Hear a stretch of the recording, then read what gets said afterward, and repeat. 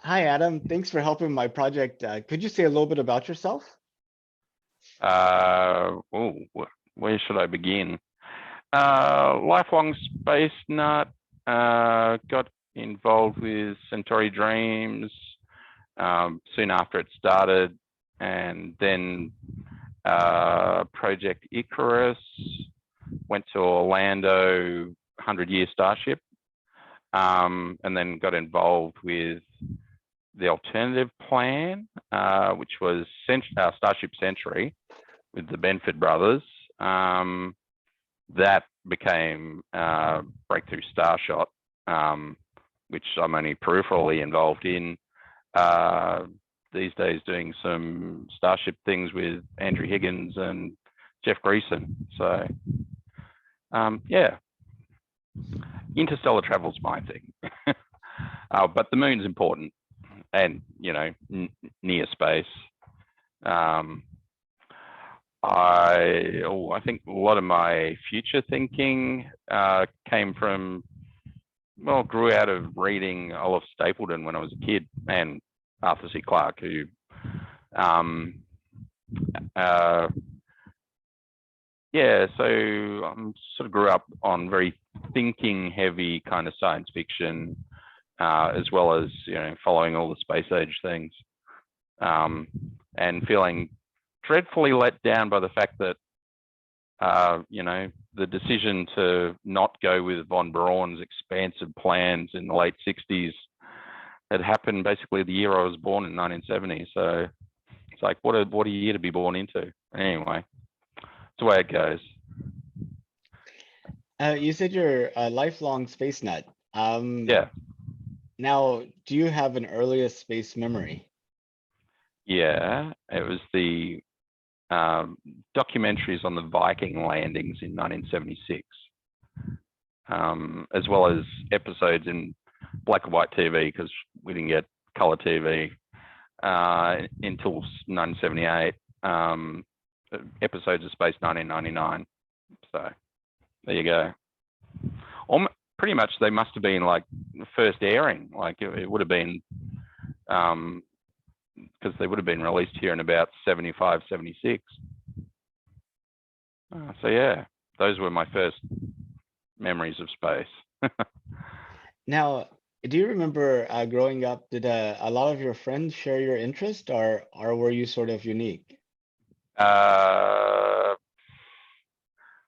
think people had sort of peripheral interest. No one kind of shared my level of interest.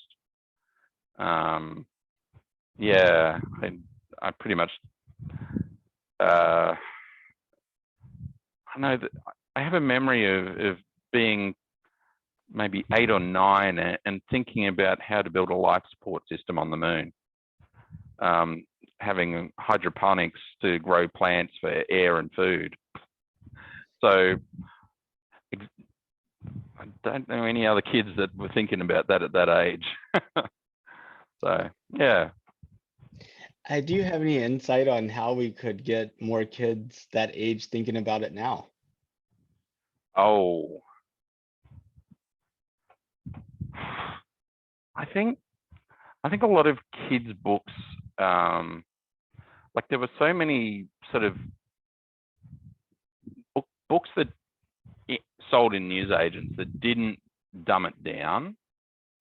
They presented it in a way that would attract kids, but it didn't dumb it down for them. Whereas I think a lot of presentations tend to be very,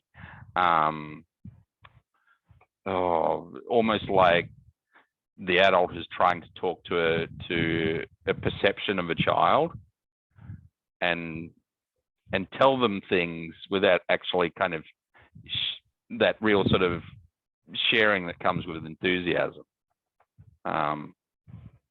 Yeah, I think, it's like, I remember often feeling like things were just too simplified in what I was reading, like the basics, and I wanted to dig in further. But of course, back then it was really hard to get more information. Most books were first time presentations, like, you know, you go to a public library and it would be talking to someone who's never read about it before, whereas I wanted to read beyond that. I'd already read the introductory stuff, you know. So, and I think kids need something they can really dig into, you know, after the initial presentations.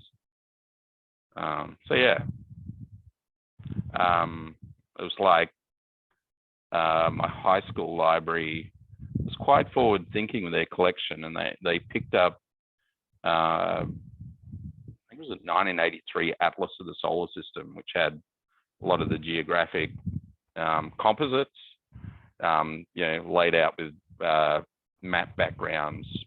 So all the portions of the moons of Jupiter and Saturn that had been photographed at that time. And yeah, that just blew my mind. It was such an amazing book. So I think a lot of kids would respond to that. But like the internet now, it's really hard to get a kid to focus on like the actual nitty gritty of reality when there's so much fantastic imagery that has a very shaky connection to the real world. All the amazing Starship animations and whatnot that we see, you know, aren't really based on any kind of physics.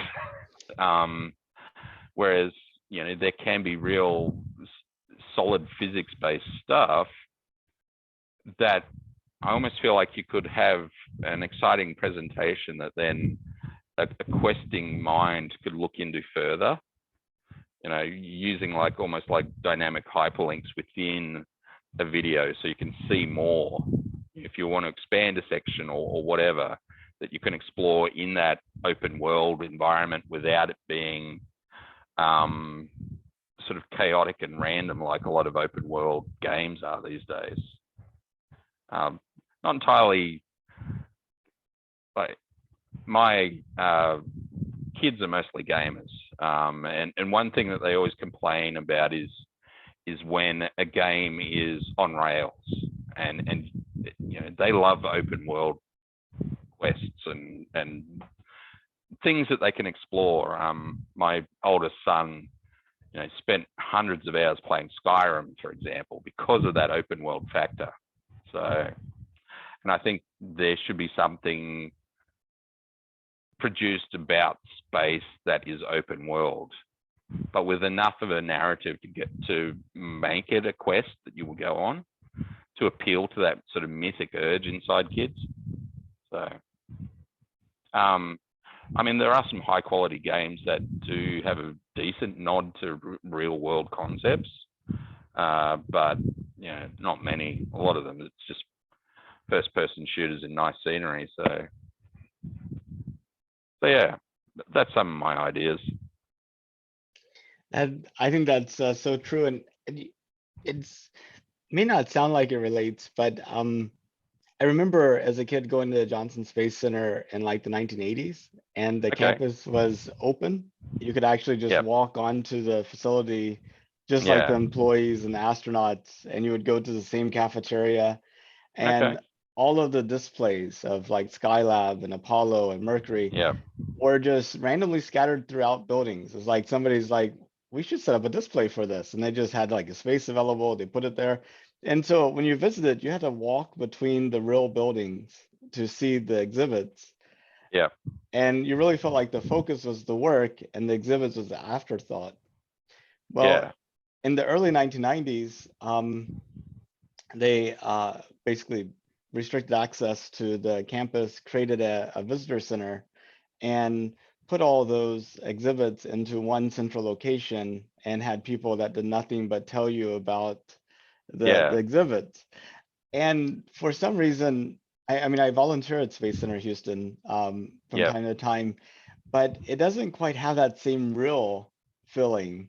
That the authenticity of this is real work that's happening around me, as opposed to, oh, this is stuff we did at some time in the indeterminable past. Yeah. I think that it would be a challenge for any aerospace company to, you know, if it draws so many tourists, then, you know, what do you do about safety and all that sort of thing? But it's like, well, you know, I think perhaps if visitors understand the risks, then they will take precautions if there's clear guidance. And you know, it's like the exclusion zones around a launch pad. You know, they're there for good physics reasons, that you get too close, the sound will kill you. You know, it's like, you know, and if it explodes, you'll be hit by God knows how much shrapnel. You know, so there's a reason why you don't go walking up to the launch pad when there's a rocket sitting on it. You know. But when the rocket's on its way, well, maybe people should be able to have a look, you know? So, yeah, I don't know. That's just a few thoughts, but it would probably give lawyers nightmares.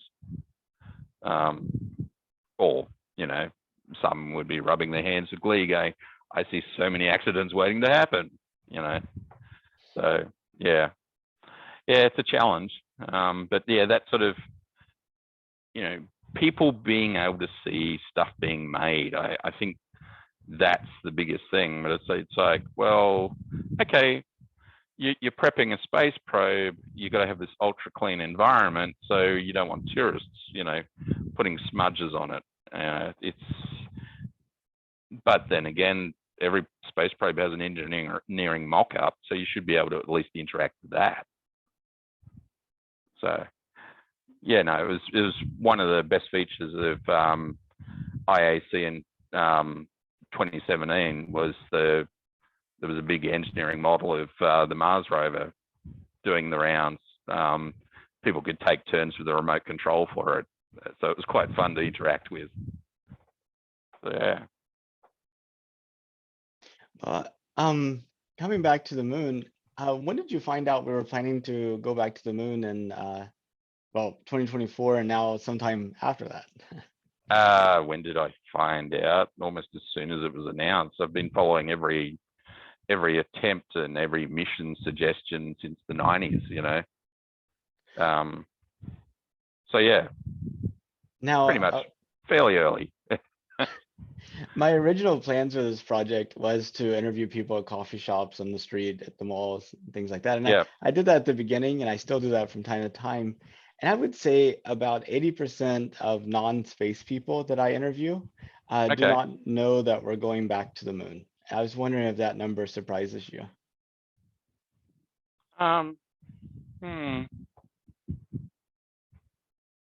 No, like most of my co-workers are aware of things that are going on. They're especially aware of like Elon Musk and his efforts.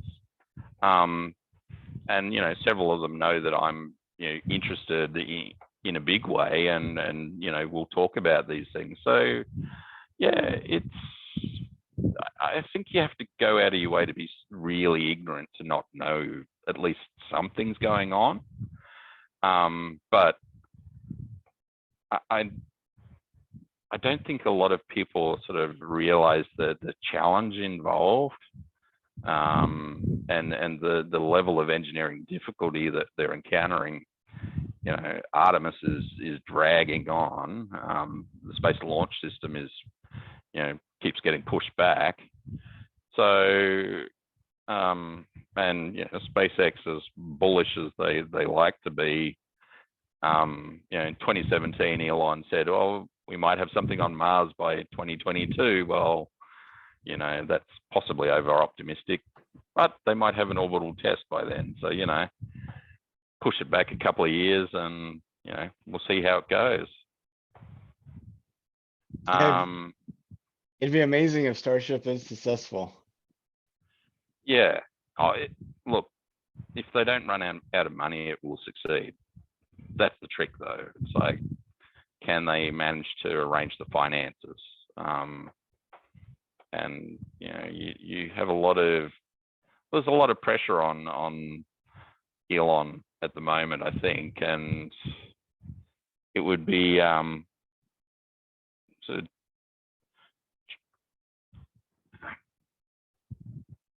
I kind of hope that he's doing something about succession. You know, like I don't want to see it to end with him. You know, there are a lot of other startup space companies and a lot of ambitious concepts, but you know, there's only a few that are actually getting things off the ground. Rocket Labs is quite exciting with their work, and considering that they're launching from just across the Tasman from Australia, you know, it's exciting. And you know, there are a few Australian startups that are hoping to do the same. So, yeah, I hope that I really hope Elon has some successful emulators if Elon can't pull it off. Indeed. I mean, he definitely has that for first stage reusability. I mean, talking about Rocket Labs, Yeah, you know, Peter Beck was kind of skeptical about reusability, just make it cheaper to make the first stage, forget about it. And now he's, I guess, eating his hat and stuff. yeah, as he famously did on a stream. Yeah, that was funny. And now their latest iteration of the Neutron is curiously looking a lot like the rocket from that James Bond episode, You Only Live Twice. Yeah, that's a bit of a change of plan, that one. But I'm impressed that they're actually, you know, going to have a go at it, and it'd be great to see them succeed. While we're talking about Neutron and Rocket Labs, you know, it's kind of a neat thing to have the payload fairing actually part of the first stage and make that whole thing reusable. Yeah, This second stage is still being disposed of. yeah. And I was just wondering, you know, what would it take to launch another empty Neutron that was able to rendezvous with the second stage high up in the atmosphere and bring it back down? Well, see, part of the problem is that so that there's a lot of there's two very different operating environments. Below a certain speed, you can get away with fairly low weight thermal protection systems. You know, the Falcon first stage comes back reasonably well, even though it, you know, hits the atmosphere at several kilometers per second. But above that speed, you run into real issues, and that will be the challenge for Starship. You know, successful re-entry from orbital speed using non-ablative thermal protection systems. You know, it was a great issue for the shuttle. It was the main reason why the shuttle just was barely reusable. You know, it took so much maintenance because of the extremes of the operating environment that it had to survive. And, you know, we know how dangerous that was when Columbia broke up on re-entry. So, yeah, it is, you know, you very rapidly lose your payload fraction when you're adding thermal protection systems to small vehicles, which is why SpaceX quickly abandoned the idea of recovering the second stage of the Falcon. You know, Starship is at a size where that may not be such a big issue. You know, it's, I guess, re-entry cross-section, they can spread the mass out. It has such a high surface to area ratio. But even then, they're having to put on thermal protection tiles, and you know that's proving challenging, I'm sure.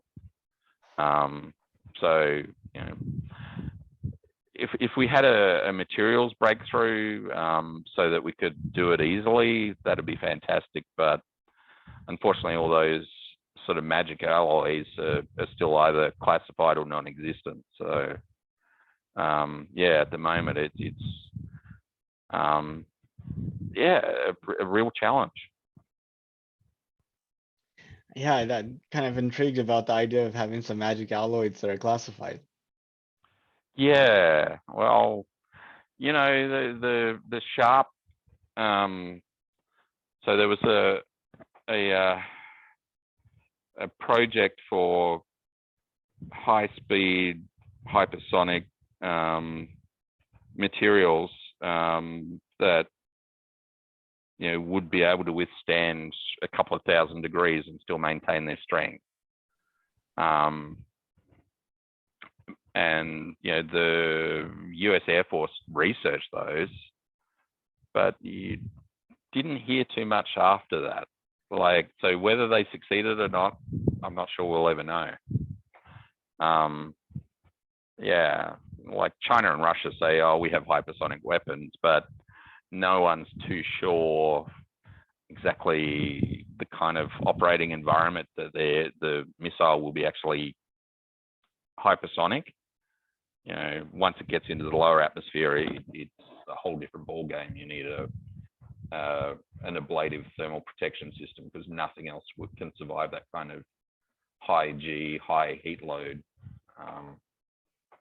which is something that all intercontinental ballistic missile payloads deal with. They come down at a massive deceleration rate. That means the thermal load is huge, but they have essentially thermal protection that just scrapes off as the atmosphere burns it away. But it only has to last for just long enough to reach your detonation altitude. So yeah. Since you brought up high speeds and thick atmosphere, I was wondering if you had any thoughts on spin launch. Yeah. Again, that's the that magic speed, about 2 kilometers per second. It seems to be the lower atmosphere kind of speed that is not ridiculous. And yeah, I think spin launch could be really good for bulk materials payloads to low Earth orbit. I think it'll be fantastic on the moon. Yeah, it'll be the real option for launching things off the moon. But yeah, we'll see how it goes in when they do it for the first time.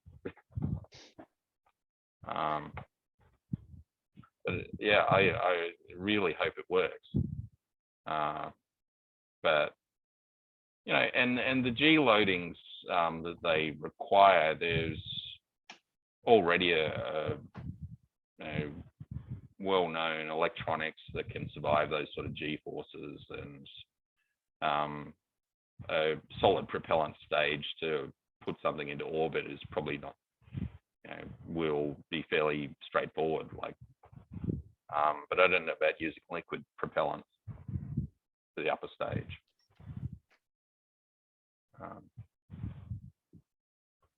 Yeah, something's going on there. Yeah, I was trying to plug in my laptop to the power. Unfortunately, it's a docking station as well, so that kind of okay. we did some stuff. What's your project? Like, you're interviewing a lot of people.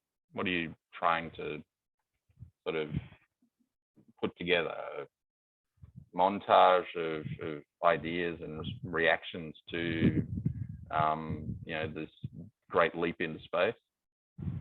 Yeah, that's definitely part of it. I mean, I think you have several things. One is me personally trying to understand how people relate to space, all sorts of people, space people, non-space people, environmentalists, just people of all types of stripes and interests. And then I also see it as being sort of like a time capsule for future generations to come and look back at and Yeah. try to get a an anecdotal appreciation of sort of the Yeah. the thinking, the struggles, the vision, the lack of vision, whatever, that people had at this time as we're looking at taking those next steps on the moon. And hopefully that's the beginning of an unbroken journey as opposed to taking a 50, 60-year break.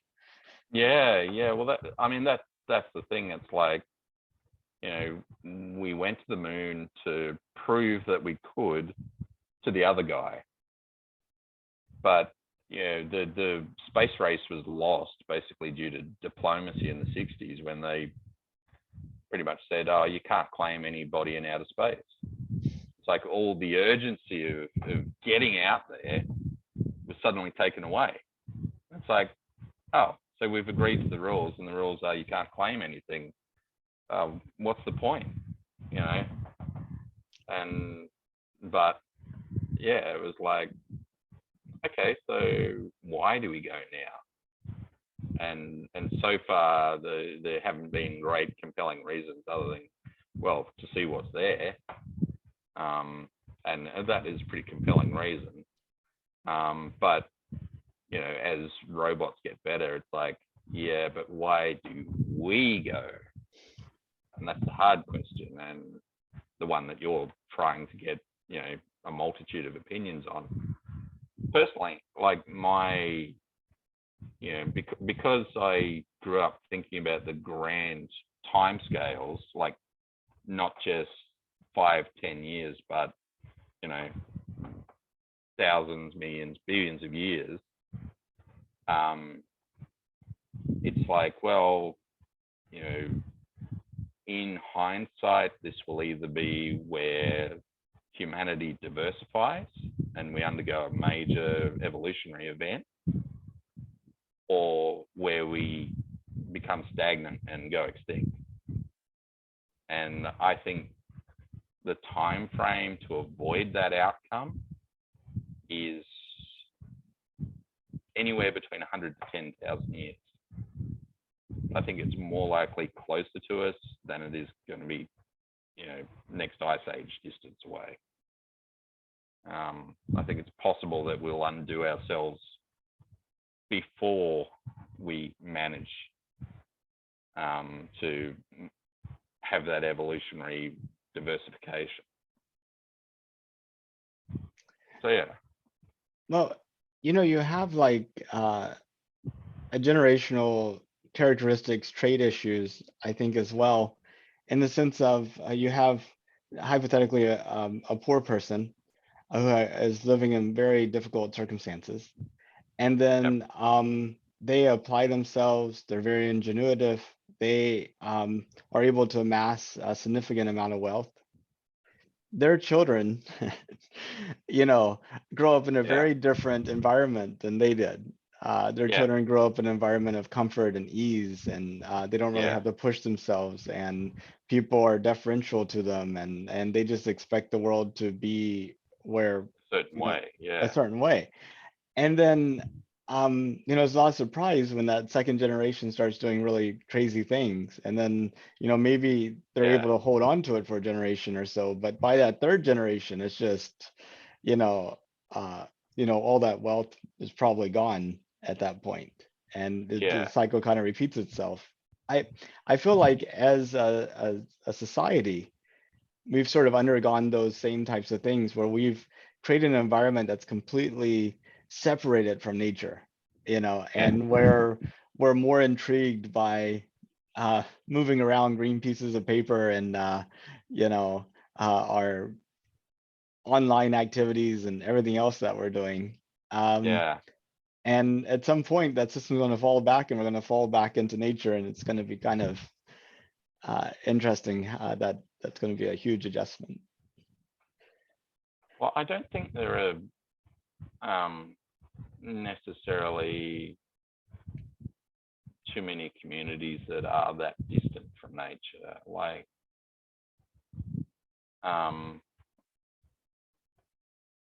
but I think there are definitely different personality types that react differently to the built environment. and there is always that urge to get back to as natural an environment as you can, as far as your comfort level will take you. You know, Australians have very itchy feet. We don't like to sit in one place for too long. We tend to travel all over Australia, which is, you know, a country as big as the United States, but with less than a tenth the number of people, so it's very empty. And we also like to, you know, travel as many countries as we can. So I often wonder, what exactly are we looking for when we go to these other places? And you hear stories of tourists, you know, expecting to find the things that they can find easily at home. And you just go, why did you bother leaving then? Like, what compelled you to go somewhere if all you wanted was what you could get down the road at home? Yeah. And I think it's like a frustrated urge to see what's over the other side of the horizon, where, you know, 2 million years living in savannas, people were literally walking over the horizon every day, but they would travel these great circuits and return to where they started. But it'd be a yearly cycle to follow the changes of the landscape around them. Like Australian Aborigines, before us whitefellas turned up, that's what they did. That's how they lived. Because, you know, seasonal resources could only be found in certain places, and you had this great track that you traveled around. And to survive as a group, everyone had to learn that trackway, that song line. You know, you had to know the landscape, you had to know the features. And we've become detached from that intimacy with the landscape. But there are still people that seek it out. You know, rock climbers and bushwalkers and people who just go out there and they learn a track in such detail that, you know, they can climb what look like sheer cliff faces without using rope or whatever. They can just walk up it because they know where to put their feet. And it's like, to be able to map something so intimately is an urge that I think is just below the surface in so many people. If they just give themselves a chance to get to know a landscape, they will, you know, connect to it. And, you know, I hope that when we go to other planets, other environments, that we will learn those landscapes as well. That we won't seek to turn it into another strip mall with the McDonald's and things that are familiar. Yeah, that we will let those other places change us, you know, as we learn to live in them. Yeah, I think that there's a certain sort of pioneering itch inside a certain fraction of the population that wants to break outside the usual and do something new in a way that changes them inside. And I think that gives me hope that we will respond to space in a positive way, given the chance. And I think once people realize that there is that possibility for, you know, it's not just the billionaires, that down the track it'll be anyone can buy a ticket, then that will change people. That will change the whole equation. So, yeah. That's a very good point about not changing the environment to be just like every other environment, but to allow the environments to change us. I think that's very insightful. Yeah, it's oh look, the, you know, whether that means that we have to try new kinds of biochemistry or you know, replace body parts with machinery or something that we haven't even thought of yet, then I don't know. But I think, you know, we have so much exploration of that in science fiction that we should be really thinking about it now. You know, there are people living with all kinds of prostheses these days, and you know, they are almost extensions of ourselves. It's like everyone who drives a car. The car in some ways is an extension of your body, but it's also an extension of your home psychologically. Like it's why road rage is such a thing. It's like you feel like someone's intruded on your house, intruded on your home, or even on your physical self, because of that mental blurring of boundary between physical body and machine around you. And I think as augmented reality, virtual reality, and neural interfaces improve, that remapping of physical self will seem like a natural progression. But whether it's, you know, clanking machinery as we imagine it now, or whether it's something that's smoothly integrated with biology, I hazard to guess. You know, there's possibilities in both directions, and I think it'll be a hybrid of the two, because you know, metal and metal is great for some things, organics are great for others, and biology is fantastic at repairing things. So you know, a fusion of all those things. Yeah, there's a thought. That is interesting. I don't know if you read if you're a big science fiction reader like Frederick Pohl. I don't know if you've maybe heard of him. Oh yeah, you're thinking Man Plus. Yeah, exactly. Yeah. Didn't you write a sequel to that, or was that someone else that wrote the No, sequel? he did Mars Plus, I think is what he called it. Yeah. And there was a movie not too long ago, The Titan, about a guy being adapted to live on Titan and how it changes him. I haven't seen that. Yeah. And so it's something that we've been thinking about, but it's like, well, you know, there will be foreign environments that life could adapt to. It's like the discussion of atmospheres that are dominated by hydrogen, you know, because we've discovered these super Earths out there around other stars and mini Neptunes, and it's like, well, there will be planets which in other ways are like Earth but have atmospheres that are hydrogen and other things. You know, can life as we know it adapt to hydrogen? And there have been experimental studies with Earth microbes which found that they can actually grow in hydrogen atmospheres, which no one expected. So it's like, okay, there is biological potential there, that, you know, there could be whole ecosystems, and if there are such ecosystems, then we could adapt to them as well. The other side of that question is, could they form in such an environment? There's one part about living, and then the other part about forming. Yeah, well, that's the thing. It's like, you know, was Earth where life started, or did life just arrive here from somewhere else? The concept of panspermia is much of it, you know, it's like, oh, you're just pushing back the origin of life. And it's like, well, it's actually a separate scientific question. You know, did life start here, or did life merely arrive and adapt? You know, I don't think it's a question that we have a great sort of handle on at this point.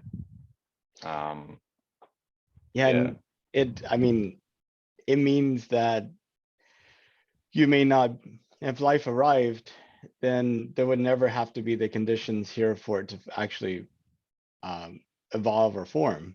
And, you know, at the very beginning, at least. Yeah, but it's possible that habitable environments have been around since a few million years after the Big Bang. That was a paper that Avi Loeb co-wrote a few years back. They determined a period when the cosmic microwave background was suitable for liquid water. So the sky itself kept water in liquid form. So the question is, could there have been sort of seed environments at that very early epoch that life then propagated out from? So that's a as yet unanswered question. Now, I know you think more about interstellar space travel and the grand timelines, but whenever you think about us going back to the moon, how do you think about that? Well, I'd like to see a Starship, a SpaceX Starship, circumnavigate the moon. It'll be a free return trajectory like Apollo 8, probably. And yeah, then as far as the landing goes, I mean, NASA seems wedded to SLS at the moment, but there's a lot of people going, why are we paying for this thing? And if Starship succeeds, then the pressure to free up money to buy Starships for NASA will be there, I think. In which case, it'll be the whole orbital refueling. And then once we reach the moon, the logical thing is then, can we refuel on the moon? Because having to carry propellant to the moon to get you back is a massive burden. If you can tank up when you're there, then things are so much easier. So yeah, I think there'll be a solid push to find local resources on the moon to use. There was a paper just a couple of weeks back, which found there were several places in those permanently shadowed craters on the moon where it was cold enough for solid carbon dioxide to form. And of course, carbon dioxide and water are feedstocks for making methane and oxygen, which is of course the Starship propellant of choice. So, there could be available resources there. Of course, there have been studies for years on other options. Like one is quite a interesting one of using powdered aluminium in liquid oxygen, which you think, oh, won't it burn? It's like, well, at cryogenic temperatures, it's actually a stable mixture. If you can then ignite it, it provides a sort of pre-mixed rocket fuel that you can make on the moon. That was, figured out in about 25 years ago. And yeah, there's some other options as well for using local lunar resources without using all the water and carbon dioxide supplies. But yeah, once you're able to refuel on the moon, then the whole economics changes.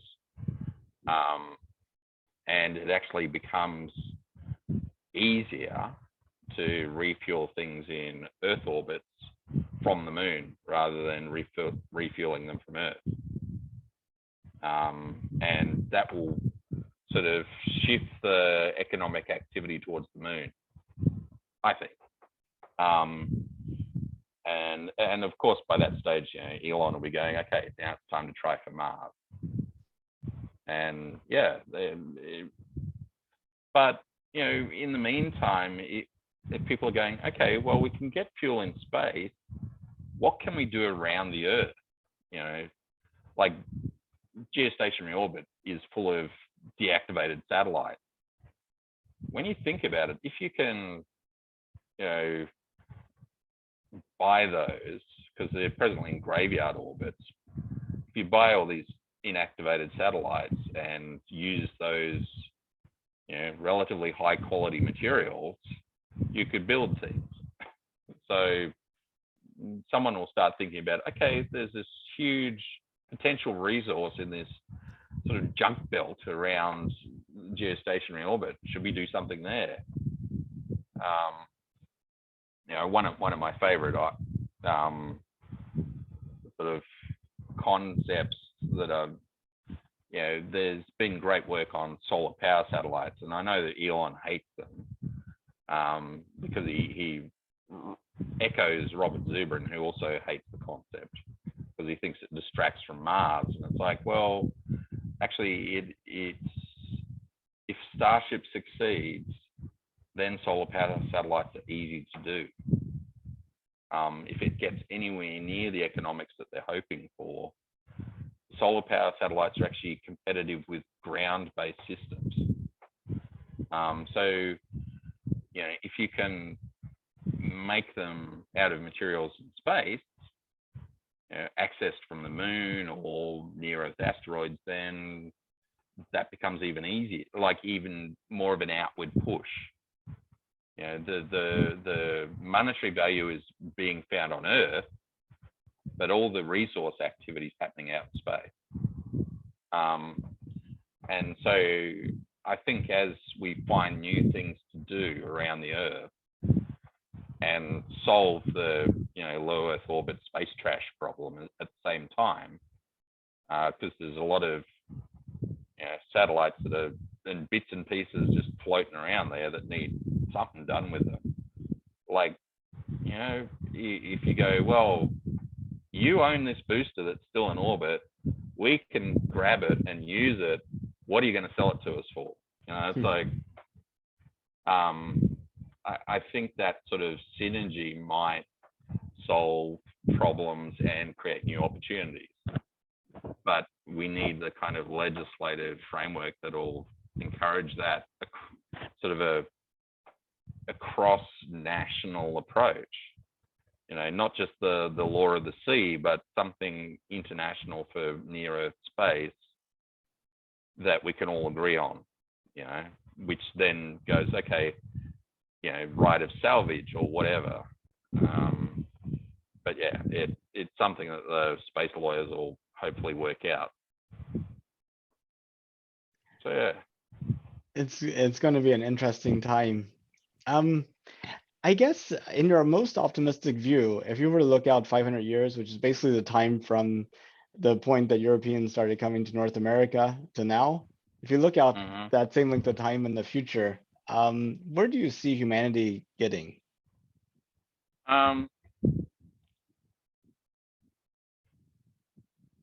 One thing with plotting out the future is that people always underestimate growth and yet overestimate it. You know, they kind of, it's like some of the sci-fi predictions of, you know, holidays on the moon by the year 2000. You just kind of go, well, just how much growth would that have required? And it, you know, it's kind of, okay, it was ridiculous. You know, there was just no way that was going to happen. But, you know, push it back 100 years and, you know, 10 people at the, you know, say a 10-person outpost by 2035, give it 100 years and it might, you know, be tens of thousands. But it really depends on like the opportunities that are created by just doing things differently and thinking new ideas as we gain experience out there. Yeah, so I think that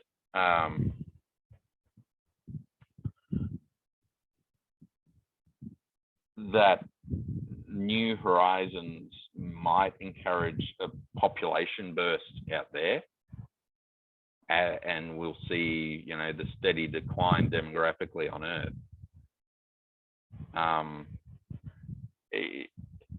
So, you know, there was Gerald O'Neill's ideas in the 70s, and he imagined a point where the building of space colonies meant that Earth was essentially turned into a nature park.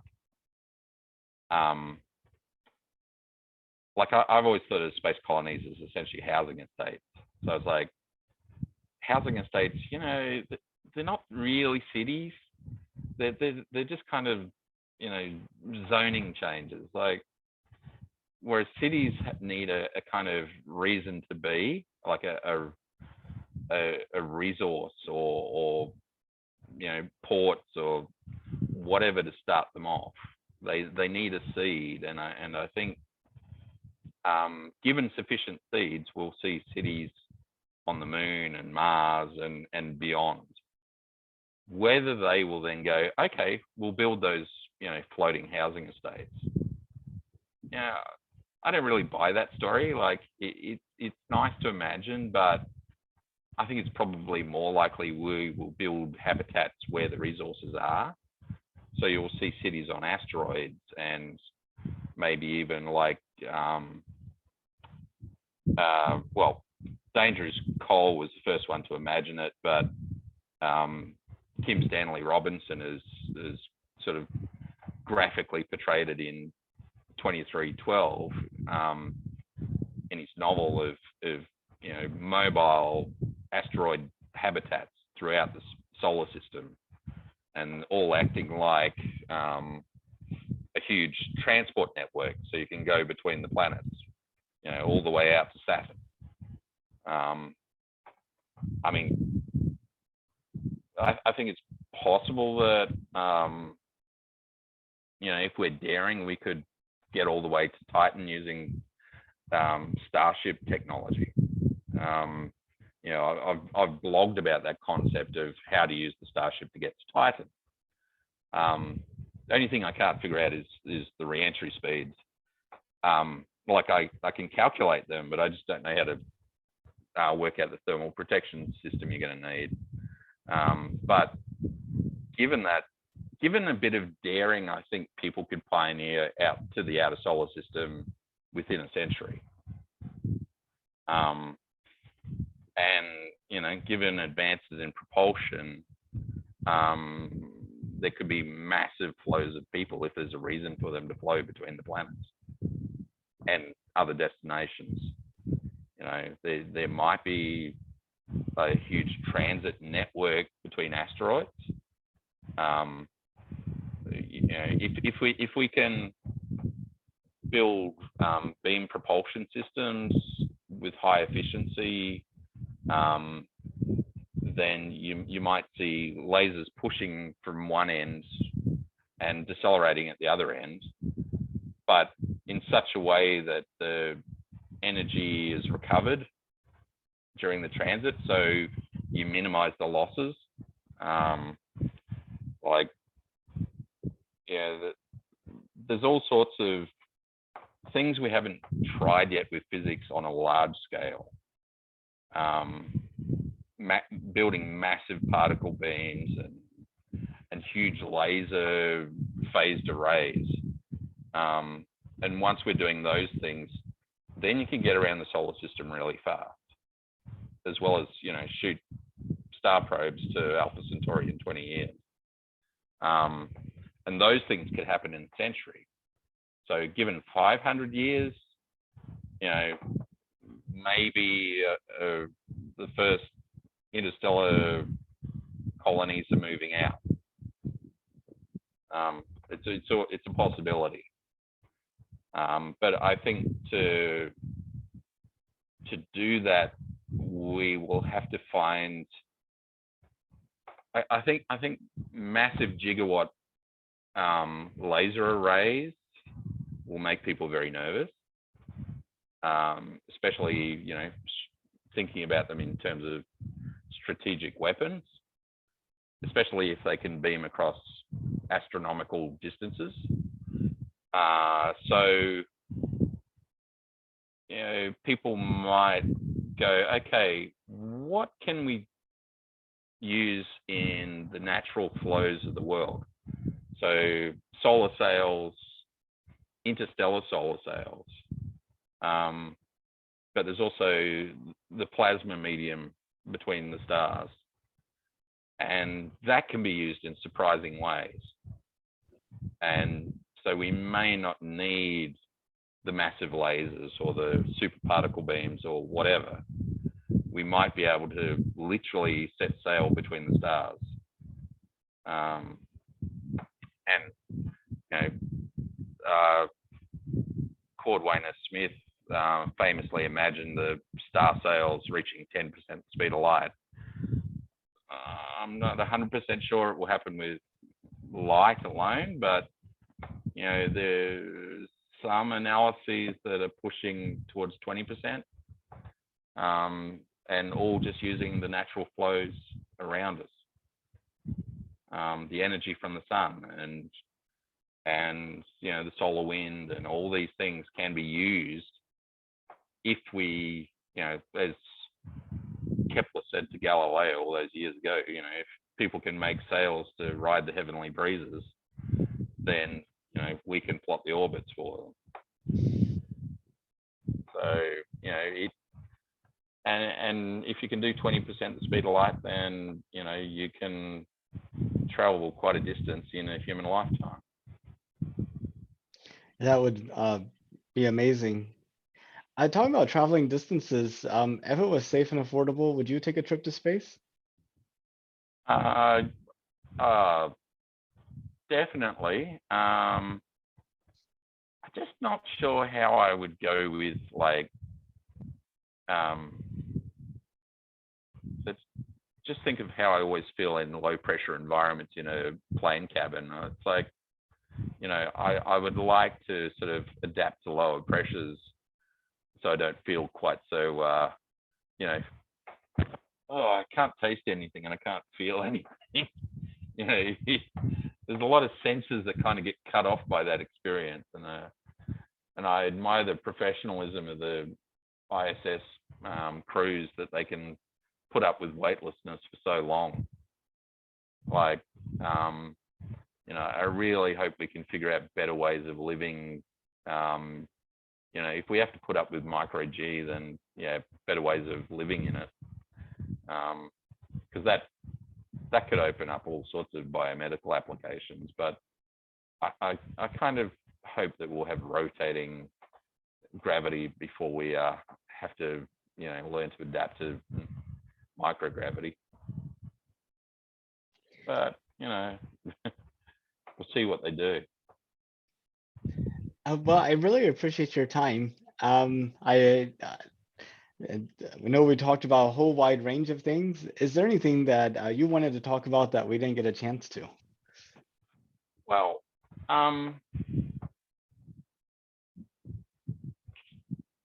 so if we sort of push into the longer term, I think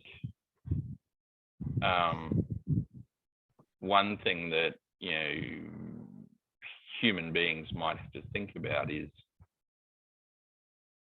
are there ways of experiencing time differently? Yeah, if you're going to spend decades traveling between the stars, are there ways of slowing down perception or metabolism? You know, there've been advances in applying torpor and getting people to go into low metabolic states. So far, only sort of emergency medicine kind of applications, but I wonder if, you know, if we figure out a way of spreading out our perception of time, if that will adapt us for the time and distance that's required to span those, you know, fantastic goals. And I think if we can do that, it might also give us a longer view if your lifespan stretches with that hypometabolism, then it would change your perspective on, you know, events in a century or 2 centuries. If you start pushing that as the average lifespan. So yeah, that's one thing that, you know, the space experience should hopefully give us, is a change of perspective and a change of the way we perceive the world. You know, will people tweak their vision so they can see more ultraviolet or see a range of colors? Because they're like, I'm colorblind. Okay, so I only have 2 color receptors, rather, whereas most people are trichromatic and have 3. You know, I think I see colors, but apparently other people see more colors than I do. But there are a few people who are tetrachromatic, and they see millions more colors than you or I as regular color perceivers. So, you know, are there other ways of splitting up the electromagnetic magnetic spectrum and totally changing the way we see things? You know, bees and birds see more ultraviolet than we do. And plants in ultraviolet have, especially flowers, have patterns that they see, but we can't appreciate. So, you know, I wonder what else is out there, that if we change our ways of perceiving and interacting with the world, what natural phenomena we'll encounter. So yeah, that will change us in ways that we can't yet imagine. I mean, if we could perceive the entire electromagnetic spectrum, you know, that would, I mean, you would essentially be able to listen to radio, watch TV, completely. I mean, the world around us would probably look so different. Heat signatures and, yeah, you know. and of course, radio and TV now, especially as they're becoming more digital. I mean, that'll be the next thing. Of course, we'll be being able to have neuromorphic computing that's so neuromorphic that we can start plugging modules into the brain. You know, they were talking at one point about creating a hippocampus prosthetic, because there are some neurological diseases that hit the hippocampus especially. And so if you could have a prosthesis to replace it, you know, that then would allow us to then go, okay, well, if we've got that successful interface, then, you know, can we then plug into the digital codecs directly and thus, yeah, literally hear radio directly and understand it, have it de-digitized so that we get the analog experience from all that digital code. Have you been following Elon Musk Neuralink? Yeah, like, I think that's what he's trying for, and the challenge is getting long-term interfaces between neurons and electronics, because, you know, a lot of things that have been tried in the past can be quite damaging to neurological tissue. So, you know, they try for different approaches. I really hope there's a breakthrough, because, you know, it would make prosthetics so much easier. And yeah, it would allow direct neurological repair and all those sort of, you know, amazing medical breakthroughs. Whether, you know, we would then go, okay, we're not just going to do medicine, we're going to do enhancement. Whether people are going to go, okay, that's good, but, you know, it's like, what happens to the rest of us who are unenhanced? You know, will that become a social issue down the track? And it'll be interesting to see.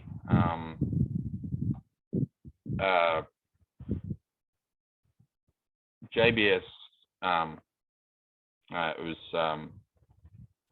John Burnell was a crystallographer in the early 20th century, and he wrote an essay on the future of humanity called "The World, the Flesh, and the Devil." And in part of it, he was talking about that divide between the modified and the unmodified. And this is in the 1920s, so it was quite an incredible amount of foresight. And he said the natural place for it to happen is space, that the modified will change in response to that new environment. The unmodified might end up on Earth completely oblivious to the changes happening out there. So, you know, that might be the ultimate diversification point. And yeah, that, so it could be a major burst of directed evolution. So going off in a million different directions. Yeah, I really hope people see that as an opportunity rather than something to fear. But you know the old saying about opportunity in Chinese being both, you know, fear and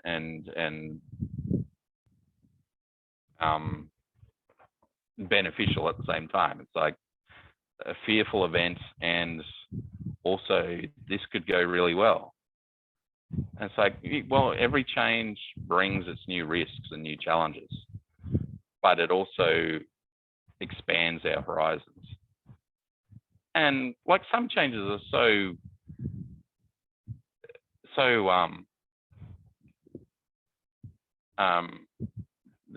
they're so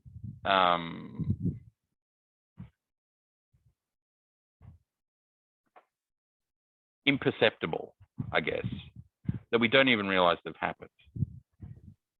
You know, and you kind of look at people who remember the way we used to do something, and you go, why haven't you caught up yet?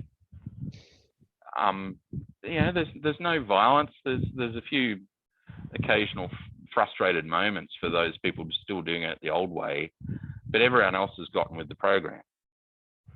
It's like, you know, the few areas that still rely on fax machine. Mm-hmm. Yeah, it's like, why did you not hit the 21st century? Why are you still getting a fax? How is a scan any word, like any less authentic than a fax? But there are some people who insist that no, a fax is more authentic, and it's like, it's just ridiculous. But you know, those people are becoming fewer and fewer, and as fax machines slowly turn into scanners that say, oh, I'm faxing this, but really they're sending a scan. So yeah, I think those sort of gradual replacements will subtly change things, and to the point where, you know, 20 years down the track, people will go, how did we do things before there were mobile phones? How did we do things before there were, you know, neural prosthetics?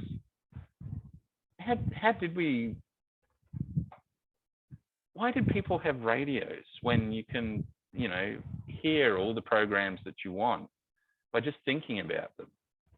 Well, just trying to explain the concept of landlines to people who were born in the last 20 years. Yeah. That's a challenge. But you know, one upshot of that is when we only had landlines and the children left home, there was never a discussion Yep. about who would pay for it, because obviously they would go set up a house and have a landline. But with mobile phones, it doesn't matter if they leave or don't. Yeah. still get the benefit and Yep. not necessarily have to make the payment. Yeah, I know. It's just it's crazy. Just and like if you notice just how nervous we get when we can't get someone immediately, like just calling them. Absolutely. I mean, used to have captains that were out of touch for months at a time, and they were expected to act autonomously, and they Yeah, apparently were well adapted to that situation. yeah.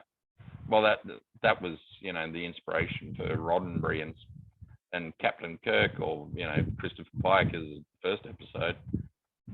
Potentially they don't hear from home for days or hours or weeks, because subspace isn't instant communication. I think they've just gotten lazy as there's, Star Trek's sort of, there's no longer the time delays in getting messages. People get it instantly now, and it's like, how's that work? Like, but occasionally the writers will go, oh yeah, it took this long to get the message, and so this is just a hollow message because it took 3 days or whatever. And if we're restricted to the speed of light, then there will be a point where we have to get used to delays again. Especially if there's compelling reasons to be in the outer solar system, then it will take, if you're out in the Oort cloud, it will take days to hear from the inner solar system, and it will seem far away, but then the objects out there are so spread out that it will take minutes between them. Like 1 AU takes, how long does it take? 1,000 seconds for a round trip message. So what's that? That's a little bit more than 15 minutes in between answers. So you'll have to learn how to say most of a message so you get most of a reply. Be like, might end up being easier to just do email, but I notice there's an awful lot of people who rely on sending video messages to people these days. So it's like, not going to be that strange. Well, it's going to be like those adventure books where I used to read as a kid, where you actually had different paths through the books. Yeah. So your messages are going to be very well. If you answer this way, then read this. Yeah. And if you answer this way, then read this. That way you kind of can speed things along. Yeah. Well, that might end up, and of course there's the sci-fi dodge of using an AI that does its best guess of you, so that the person at the other end feels like they're talking to you, and then they can send back an equivalent AI that has their best guess. And then you have the hackers trying to use that to figure out the best way to manipulate you. Yeah, well, I mean, that's always the thing. It's like, I did kind of wonder, like in the Star Wars universe, we've got so much connection technology, and yet they have clunky computers and droids. And I kind of felt like, okay, at some point, someone's going to have to mention the fact that there's this continual computer virus war at a microscopic level, so that nothing can be connected digitally, and it all has to be you have to transfer messages through droids because they're unhackable. They're the ultimate air gap. They have to plug in, they have to jack in because no one can use Wi-Fi because it's all continually jammed. It's like, it's such a strange. It's like techno primitivism. It's I don't know. I know with Star Wars, it's just so bizarre. Whereas Star Trek at least is semi-consistent with its technological stuff. Well, I really appreciate your time. And I know we covered a whole bunch of stuff, and I really appreciate your perspectives and all the different viewpoints you've had. Uh, and I definitely jiggled a lot of thoughts for me. I'm sure it will for other people who watch this too. Okay, cool. Yes, send us a link if you put it online. Like, I don't know what the plan is. Like, are you posting them on a YouTube or something? I do. I have a website, countdowntothemoon.org, where I've Yep. published each of the interviews, mostly cool. unedited. It right now there's like over 700 of them. So I got 1,100 Oh, more to wow. go. Got Oh, 1,100 cool. more to go. So if you know anybody else that'd be willing to have a discussion, Yeah, yeah. please send them my way. Oh, wow. Okay, cool. Yeah, no, I can think of a few people who might bite that. But yeah, I'll definitely give it some thought, although I have to check first that you haven't already talked to them. So, Well, there's um, that too. There's that too. yeah. Yeah, random everyday people are a sample set that's missing at this point with doing it online. There's definitely a Okay. bias towards pro space people and not so many skeptical voices, which would probably be good to try to capture some more of them too. Yeah, it's hard to find really articulate skeptics who are sufficiently versed in the questions to then go, yeah, but what if, it's like, and the best thing with skeptics is they ask the hard questions. Unfortunately, like too often they think they've come up with a showstopper, and you try to explain to them that no, that was already worked out like 30 years ago, and they just get angry at you. And it's like, like, do you think people are stupid? Like, they've already thought of this shit. You might think it's anyway. But the ones who are actually informed and then go, hey, this is an issue, and they go, yeah, you know what, that actually is an issue. Yeah, it was like during Project Icarus, I came across a problem with the original study that someone had pointed out to me years before, but I wasn't involved, but I had to do the numbers myself. And once I'd done it, I'm going, oh, he was right. It's like, so yeah, that was quite the revelation. It's like, oh, wow, like, because we were referencing Project Daedalus, which is from the 70s, they seem so incredibly thorough, and in most things they were, but they left a few kind of loopholes or things that were kind of in all the details. Like, this is pre computers. It's well, I mean, some of them had access to computers, but they were like working on PDP-10s or whatever, stuff that was just painful to program. And yeah, a lot of them were still figuring things out on slide rules. So, there were a few that had good calculators, but so yeah, it wasn't a surprise that they had, a few oversights.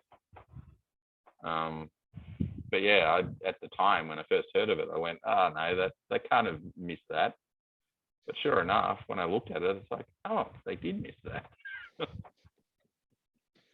Anyway, but yeah, that's the value of skeptics, is that they will find some detail that you've overlooked. And so if you work out that answer and how to bypass it, it actually, advances knowledge. So long as they do the work of actually finding the problem to start with. A lot of them just, go, this. And it's like, no, we've known about that for 30 years, It's like, anyway.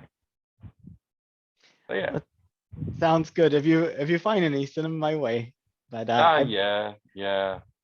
I know. Unfortunately, I don't have the patience to argue with too many of them these days.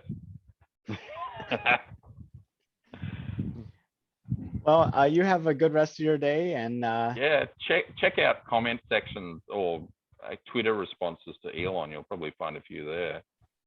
Indeed. I'll hit them up and say, hey, you want to talk about that?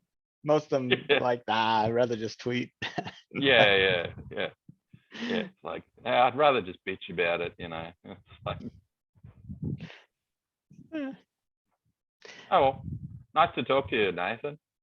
Good to talk to you too. Okay. What time is it there? 8:19 in the morning. Oh, that's all right then. Okay. Oh gosh, it's after midnight here. Okay. Righto. I'll Okay, maybe see you again. you bet. Certainly see you in your videos. So I'll go have a look. Well, thank you. Okay, Yeah. bye-bye. Thanks.